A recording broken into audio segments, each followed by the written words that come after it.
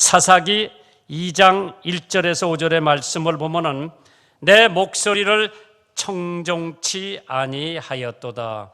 왜 나를 버렸느냐? 이것이 오늘 주제입니다.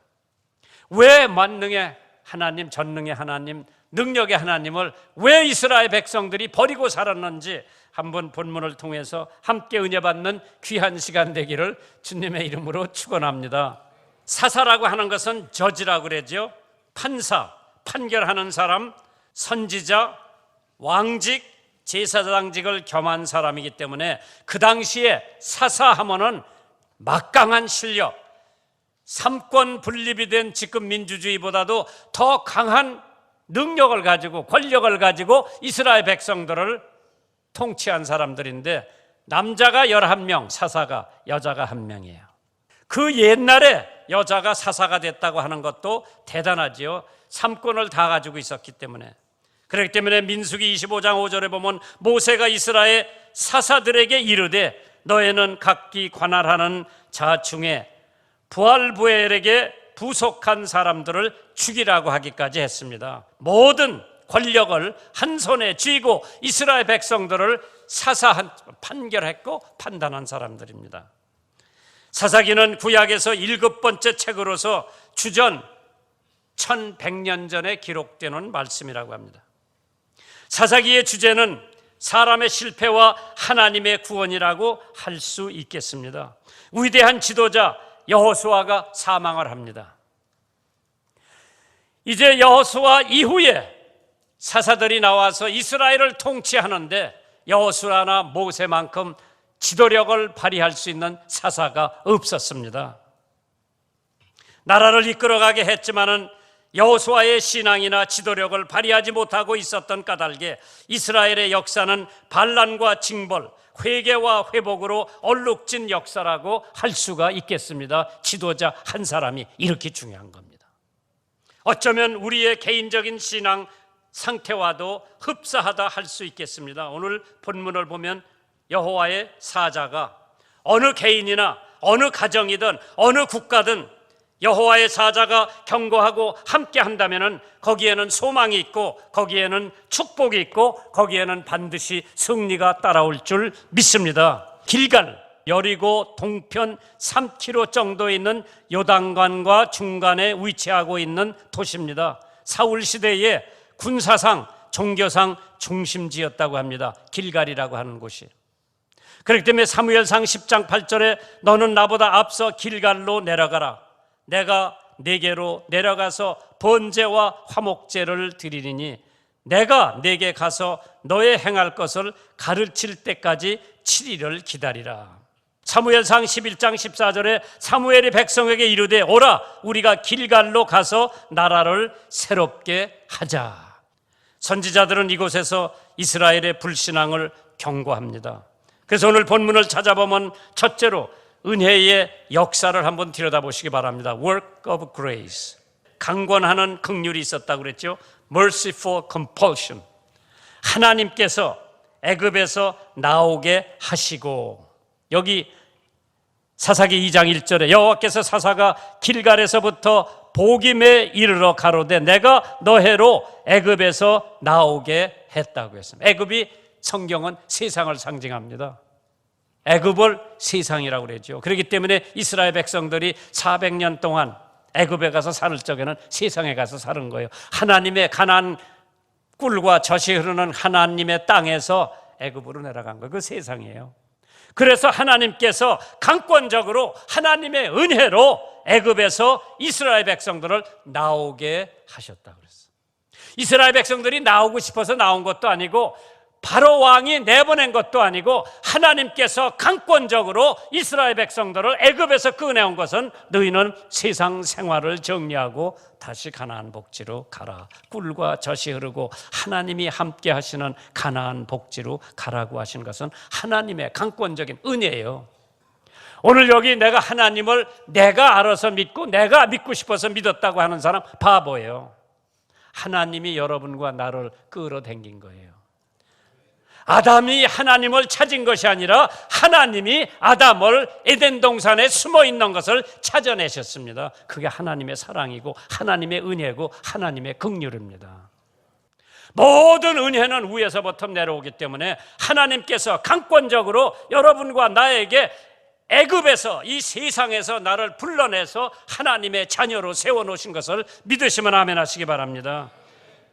사도행전 9장에 보면요, 사울이 구원받은 역사도 강권적이었습니다. 자기가 하나님 믿고 예수 믿으려고 한 게 아니라 예수 믿는 사람들 옥에다 가도 놀려고 다메섹 가는 도상에 하늘에서 사울아 사울아 네가 어찌하여 나를 핍박하느냐 하니까 니시오니까 네가 핍박하는 예수라. 거기서 사울이 무릎을 꿇은 거예요. 사울이 하나님을 찾은 게 아니라 하나님이 사울을 찾으셔서 구원을 주시고 하나님의 사명을, 사도의 사명을 주어서 그는 그 당시에 로마까지 가서 복음을 전하게 됩니다. 두 번째로 부유한 소유, the gift of rich possession, 맹세한 땅으로 이끌어 왔으며, 하나님이 맹세한 땅이 어딥니까? 꿀과 젖이 흐르는 가나안 복지요. 하나님께서 그 애굽에서 살던 사람들을 꿀과 젖이 흐르는 가나안 복지로 인도하신 강권적인 하나님의 선물이요, 하나님의 은혜입니다. 거기가 어떠한 땅이냐? 자유가 있는 땅이고 평화가 있는 땅이고 풍부한 땅이고 발전할 수 있는 땅이고 경치가 아주 좋은 땅이라고 했습니다. 우리 믿는 자들에게 약속하신 것과 같습니다. 험한 때는 없어질 것으로 소유하지 말고 영원히 사라지지 않을 것을 추구하는 성도가 되기를 주님의 이름으로 축원합니다. 찰스 스퍼전, 영국의 대설교가지요, 침례교 목사입니다.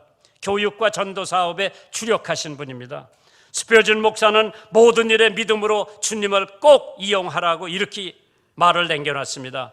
만일 당신이 어두운 형편에 이르게 되면 빛으로 인도하시는 주님을 태양으로 사용하라. 또한 당신의 인생 항로에 갈 길을 잃어버리거든 주님을 인도자로 삼으라. 그는 당신을 인도해 주실 것이다.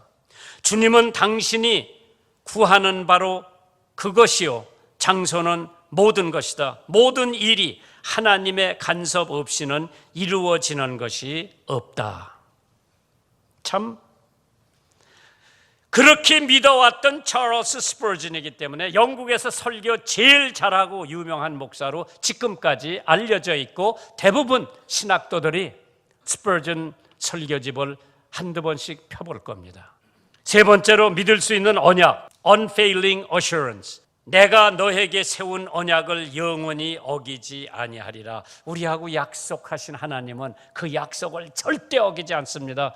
사랑하신다고 하면 사랑하는 거예요. 은혜 주신다고 그러면 은혜 주시는 거예요. 너에게 복 준다고 그러면 복 주시는 거예요. 그 약속 절대 잊어버리지 않고, 약속을 누가 파괴하느냐? 내가 파괴하는 거예요. 하나님 열심히 믿는다고 그러고 돈 벌러 갔지. 나는 집회 약속도 급한 일 때문에 지키지 못한 적이 몇 번 있었어요. 오래전이죠. 서울 남대문에 가면 백화점 있는 교회가 하나 있어요. 감리교회. 꼭대기는 교회고 밑에는 다 상가고 뭐 사무실이고, 거기서 감리교 전국 주일학교 교사 강습회를 한다고 나더러 닷새 와서 집회를 해달라고. 그게 1973년 1월이야 1973년은 저한테 잊혀지지 않는 해인데, 빌리그램 목사님이 5월 말에 와서 부흥의 한 해고, 그날 6월 30일 날 그 해 내가 아세아 방송국 개국했기 때문에 얼마나 바빴는지 여러분 상상도 못할 거예요. 나는 제주도 왔다 갔다 하면서 땅 사고 안테나 들여오고 송신기 들여오고 6월 30일 날 73년도에 개국을 했죠. 그 해에 우리 어머니가 돌아가셨어. 한참 부흥회 하고 있는데 집에서 연락이 온 거예요. 어머니 오늘 저녁 못 남길 것 같으니까 예배 끝나는 대로 와라. 그래서 수요일 날 저녁 예배를 마치고 부랴부랴 수원 와서 새벽 2시에 어머니 세상 떠나시더라고. 그날 하루는 닷새니까 목요일 날 집회 못하고 금요일 날 저녁에 집회하고 어머니 산소에 모시고, 그래서 그 집회도 약속을 어긴 적이 있죠. 우리는 제한된 공간에서 제한된 삶을 살고 있기 때문에 약속하고도 못 지키는 적이 얼마나 많은지 몰라요. 그러나 우리가 섬기는 하나님은 나하고 약속한 것을 절대 지켜주신다고 오늘 말씀했습니다. 시편 89편 34절에 내 언약을 파하지 아니하며 내 입술에서 낸 것도 변치 아니하리로다. 하나님의 약속 절대 파기가 안 됩니다. 하나님은 반드시 그 약속을 지키는 줄 믿으시기를 주님의 이름으로 축원합니다. 네 번째로 필요한 경고, needful warning이라고 있죠. 사사기 2장 2절을 보세요. 너희는 이 땅에 거민과 언약을 세우지 말며 그들의 단을 헐라 하였거늘 너희가 내 목소리를 청정치 아니하였도다. 그리함은 어찌미뇨. 불신자와 언약을 하지 말라고 이스라엘 백성들에게 약속하지 말라고 했는데 이스라엘 백성들은 하나님의 말씀을 청정하지 않고 하나님의 말씀을 어겼습니다. 오늘 우리 성도들에게도 바울 사도가 역력히 경고한 말씀이 있습니다. 고린도후서 6장 14절에 너희는 믿지 않는 자와 멍해를 같이 하지 말라. 의와 불법이 어찌 함께하며 빛과 어두움이 어찌 사귀며 그리스도와 벨리알이 어찌 조화되며 믿는 자와 믿지 않는 자가 어찌 상관하며 하나님의 성전과 우상이 어찌 일치가 되리요. 우리는 살아계신 하나님의 성전이라고 그랬어요. 사람은 먹기 위해 탈을 씁니다. 오늘날도 탈을 쓰고 사는 사람들이 우리 주변에 얼마나 많은지 모릅니다. 거룩한 탈 혹은 속된 탈. 그러나 사람된 본성, 즉 속사람은 숨길 수가 없습니다. 속사람을 새롭게 하십시오. 하나님의 법을 즐거워하는 속사람은 속이는 어리석은 자가 되지 않습니다. 그 다음에 우상을 버리라고 그랬죠. 그들의 단을 헐어라. 하나님은 우상을 싫어하시는 하나님인 줄 알면서도 우리가 늘 우상을 지니고 사는 사람들. 목사님, 난 우상 없습니다. 자기 재물이 우상이 될 수가 있고 자기 자식들이 우상이 될 수가 있고 자기 집이 우상이 될 수가 있고 자기가 많은 골동품이 우상이 될 수도 있습니다. 이스라엘 백성과 같이 불신자와 공존하고 그들에게 인정을 받기 위해서 타협을 하는 어리석은 모습을 흉보지 말고 오늘 나의 생활은 어떤가 생각해 보는 것도 큰 의의가 있는 줄 압니다. 일본의 한 아이가 주일학교를 출석하면서 하나님은 오직 한 분이라고 하는 것을 깨닫게 됩니다. 그런데 할아버지는 가미다나에다 대고 매일 아침 절을 하고 할머니는 불상에다 대고 매일 불공을 드리는데 하루는 할아버지가 가미다나 거기다 대고 절을 하고 공을 드리고 있을 때 큰 소리로 이 손주 아이가 할아버지 그거 믿으면 지옥 가요. 그러니까 이 귀한 손주 야단칠 수도 없고 욕할 수도 없고 그래서 죽을 병이 들려서 할아버지가 그래서 교회 목사님을 모셔다가 자기 세례 받고 싶다고 왜 지옥 가기 싫고 천당 가고 싶다고 손녀놈이 하도 난리를 때려서 목사님 모시고 왔는데 할아버지가 세례를 받겠다고 하니까 그러면 믿음의 증거를 좀 보여주시겠습니까? 하니까 글쎄요 증거는 없고 그저 예수를 믿습니다. 목사님이 그것만으로는 곤란합니다. 그럼 어떻게 하면 됩니까? 할아버지가 물어봅니다. 뒷뜰에 있는 사당을 부수면은 증거가 됩니다. 할아버지가 그건 절대 못합니다. 그거 안 하고도 세례 줄 수 없습니까? 목사가 돌아간 후에 밤새껏 고민을 하던 할아버지는 다음날 목사님을 다시 청해왔습니다. 알았습니다. 하나님은 한 분이십니다. 저는 지금 죽을 것 같습니다. 잘못된 것을 모두 버리겠습니다. 그 하인을 시켜 사당을 부숴버리라고 명령을 합니다. 사당을 부숴버리고 세례를 받고 그 할아버지는 천당을 갔습니다. 그러므로 우상의 제물을 먹는 일에 대하여는 우리가 우상은 세상에 아무것도 아니며 또한 하나님은 한 분밖에 없는 줄 아노라. 비록 하늘이나 땅에나 신이라 칭하는 자가 있어 많은 신과 많은 주가 있으나 그러나 우리에게는 한 하나님 곧 아버지가 계시니 만물이 그에게서 났고 우리도 그를 위하여 또한 주 예수 그리스도께서 계시니 만물이 그로 말미암고 우리도 그로 말미암았느니라. 그 다음에 순종하라고 했습니다. 내 목소리를 청종하지 아니하였도다. 왜 순종하지 않았느냐? 그의 목소리는 지금도 말씀을 통해서, 성경을 통해서 우리들에게 들려주고 계신 줄 믿으시기 바랍니다. 베드로후서 1장 21절에 예언은 언제든지 사람의 뜻으로 낸 것이 아니요 오직 성령의 감동하심을 입은 사람들이 하나님께 받아 말한 것이라고 했습니다. 하나님의 말씀은 살아있고 운동력이 있어서 좌우의 날선 검과 같아서 예리하여 혼과 영과 및 관절과 골수를 찔러 쪼개기까지 하며 또 마음의 생각과 뜻을 감찰하는 것이 하나님의 말씀이라고 했습니다. 그 말씀을 순종하라고 했습니다.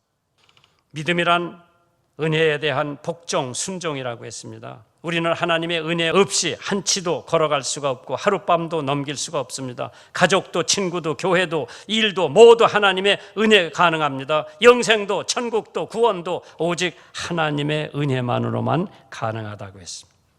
그런데 오늘 본문에 보니까 가장 무서운 질문을 하나님께서 하셨습니다. Searching question. 마음 아픈 질문입니다. 그리함이 어찌미뇨? 왜 나 말을 청종하지 않느냐? 왜 너희들이 내 말을 듣지 않느냐? 그 질문을 했을 때 왜 그랬느냐? 어째서 그랬느냐? 개인적인 질문입니다. 신앙은 개인적입니다. 아버지가 장로고 아버지가 목사기 때문에 자녀들이 저절로 믿어지는 게 아닙니다. 저절로 예수 믿는 게 아니고 구원받는 게 아닙니다. 어머니가 권사고 집사고 전도사기 때문에 나는 괜찮다, 부인이 잘 믿는 덕택으로 천국 갈 생각은 절대로 하지 않는 게 바람직할 줄 믿습니다. 어떤 분 내가 전도하니까 목사님 우리 집사람이 열심히 믿는 교회 권사기 때문에 나는 우리 집사람 치마끈 붙들고 천당 간다 그러더라고. 그런데 딱하게도 그 양반이 먼저 죽었어. 부인 그저 살아있어. 아버지 믿는다고 믿지 말고 어머니 믿는다고 자기 자동적으로 믿는다고 생각하지 말고 구원은 개인적이에요. 나 하나 때문에 예수님 십자가에 못 박히셨어요. 내가 그 예수만 믿으면 천당 가요. 마누라 치마끈 붙들고 천당 가는 게 아니라 하나님 보혈의 공로로 천당 가는 겁니다. 10대 소년이 어느 주일 아침 우연히 조그만 교회에 들어가게 됩니다. 그날 아침은 눈이 많이 와서 목사님도 계시지 않고 어떤 평신도 집사 한 분이 설교를 하고 있었는데 교인들은 불과 10명밖에 되지 않았습니다. 그는 아주 단순하고 소박한 설교를 그 집사님이 평신도가 하더랍니다. 설교 중에 나를 돌아보라 말씀을 하는 것이었습니다. 그는 어린 10대 소년을 가리키면서 여보 젊은이 예수님을 바라보시오. 그가 당신을 구원하실 것입니다라고 힘주어 말했을 때에 그 간단한 말씀이 화살처럼 그 청소년 심장에 박혔습니다. 그 후 스퍼전은 예수 그리스도를 구세주로 모신 후 줄곧 바라보는 삶을 살았습니다. 그는 그날 아침에 간단한 말씀이었지만 구원의 확신을 받았던 것입니다. 그 후 그는 얼마나 열심히 신앙생활을 하며 목회 준비를 했는지 19세가 되었을 때 런던에서 가장 능력 있는 목사로 큰 회중들 앞에서 설교하는 위대한 복음 전도자가 되었습니다. 바로 그분이 찰스 해튼 스퍼전이에요. 그 집사님의 말 한마디, 여보 젊은이여 예수를 바라보시오. 그가 당신을 구원하실 것입니다. 그 말씀이 화살같이 찰스 스퍼전 마음에 박혔습니다. 그래서 그는 열심히 성경 공부하고 19살 때에 대영 제국의 가장 설교 잘하는 목사로 등장을 하게 됩니다. 오늘 하나님께서 여러분에게 어떠한 질문을 하실까?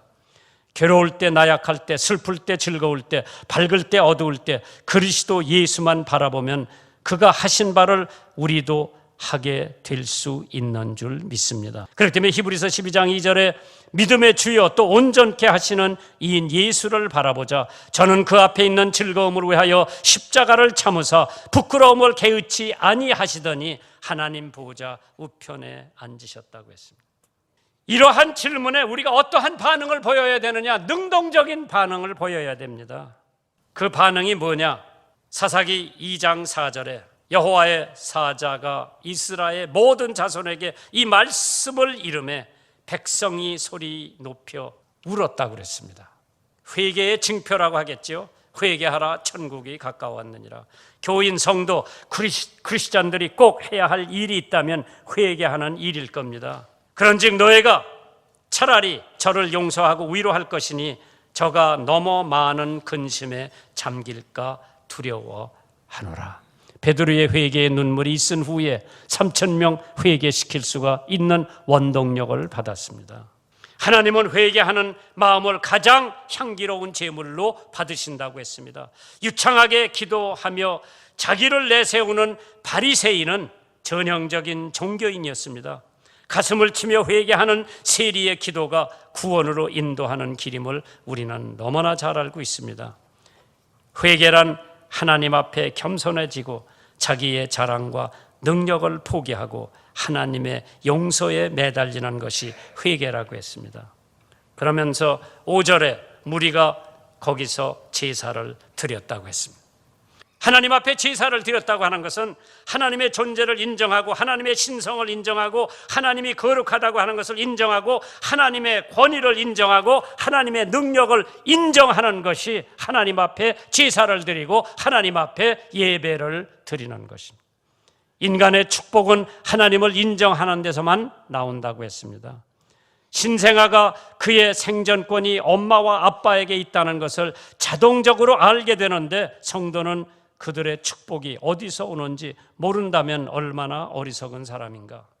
소는 그 임자를 알고 나귀는 주인의 구유를 알건만 이스라엘은 알지 못하고 나의 백성은 깨닫지 못하는도다 하셨도다. 슬프다 범죄한 나라요, 허물진 백성이요, 행악의 종자요, 행위가 부패한 자식이로다. 그들이 여호와를 버리며 이스라엘의 거룩한 자를 만홀히 여겨 멀리하고 물러갔도다. 하나님께서 우리 백성들, 한국 사람들에게 이러한 말씀이 나타나지 않기를 바라는 마음 간절합니다. 눈물만 흘린다고 다 해결되는 것은 아닙니다. 제물이란 상한 심령을 의미합니다. 하나님이 구하시는 제사는 상한 심령이라고 했습니다. 하나님이여 상하고 통회하는 마음을 주께서 멸시치 아니하시리이다. 흑인 민권 운동가로 활약했던 미국의 마틴 루터 킹 목사님, 그분이 설교에 이런 말씀을 했습니다. 무엇보다 먼저 하나님을 찾아라. 그의 영이 당신의 삶 속에 파고들게 하라. 삶의 난관과 도전이 답하기 위하여 당신은 하나님을 필요로 하게 될 것이다. 당신의 인생이란 배가 마지막 항구 도달할 때까지는 거센 폭우와 무서운 바람, 그리고 심장을 멎게 하는 포악한 파도가 있을 것이다. 하나님을 믿는 깊고 강한 신앙이 없었다면 불가피하게 몰아닥칠 절망과 패배에 대하여 당신은 속수무책일 것이다. 하나님이 없다면 결정적인 장면이 빠져버린 드라마처럼 당신의 인생은 무의미해진다. 그러나 하나님과 함께하면 우리는 긴장 가득한 날이 올 수 있으며 가장 고통스러운 인생의 밤 한가운데서도 반짝이는 희망의 빛을 찾아낼 수 있을 것이다. 그러고 멤피스 테네시에서 흉탄에 맞아서 세상을 떠나고 말았습니다. 그러한 폭풍우 속에서도 그는 굴하지 않고 하나님을 믿고 하나님과 함께 셀마 다리를 건너가면서 우리에게 희망이 있을 것이다. 우리에게는 꿈이 있다. 굴하지 않고 백인들 우월 세상에서 흑인이 대통령까지 미국에 될 수 있었던 것은 마틴 루터 킹 목사님의 굴하지 않는 그 믿음, 그 신앙의 유산의 대가라고 생각을 해봅니다. 어떠한 어려움, 폭풍이 닥쳐온다 하더라도 하나님 함께 가시고 하나님 잊어버리지 마세요. 하나님이 축복해 주실 겁니다.